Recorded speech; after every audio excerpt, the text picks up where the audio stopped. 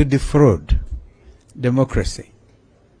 Last night I was watching CNN, and a gentleman who is German has written a book, Ndugu, which I think we should look for and read.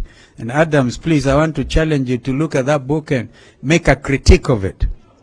The title of the book is Democratic Capitalism by one Wolf.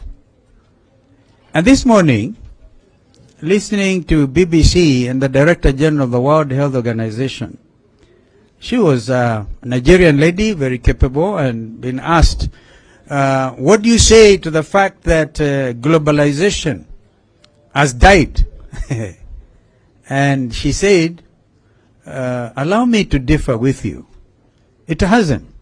Of course, you are seeing it, like in the case of Europe, nationalism, European nationalism, and in the case of Donald Trump's America that time, America first, and but NAFTA arrangements, which is Mexico, America, and I think Brazil, or is it Brazil, the NAFTA arrangements out there, Mexico, America, Canada, thank you, is still in place.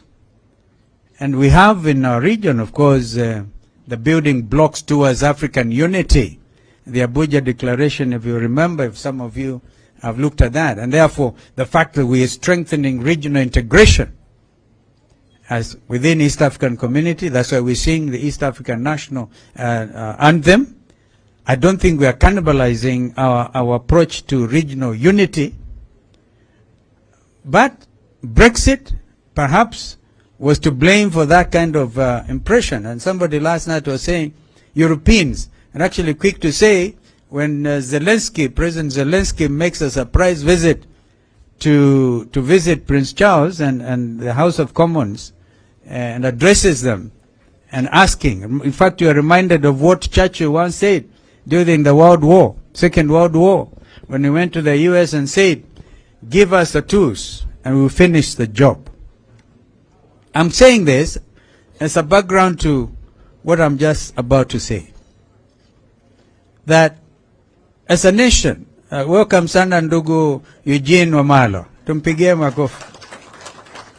And DAP and I think Kanu are really represented. When I heard them saying Kanu is going to State House, I started laughing.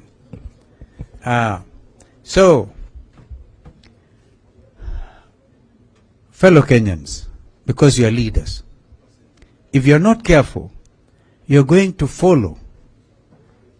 You're going to find your own constituents ahead of you. And that's where they are. We saw that in Jacaranda.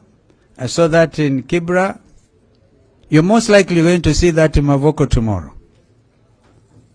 And therefore, as a leader, you need to ask your question. Do you want to lead or you want to be led by your own people? Something is grossly wrong with our country. But I draw a lot of satisfaction out of the fact that Constitution 2010